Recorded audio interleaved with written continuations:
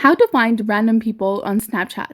Hey there, welcome back to our channel. So today in this video, we're going to discuss about finding random people or finding new friends on Snapchat. So now let's get started.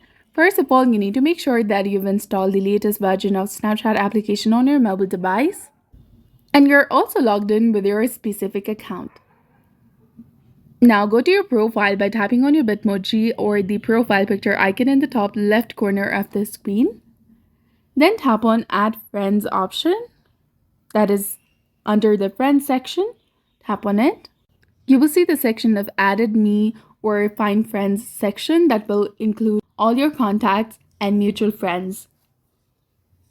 So you can tap on the Add button that is next to their names to send them a friend request. And if they accept, you will be connected. Or you can also invite friends from your contacts.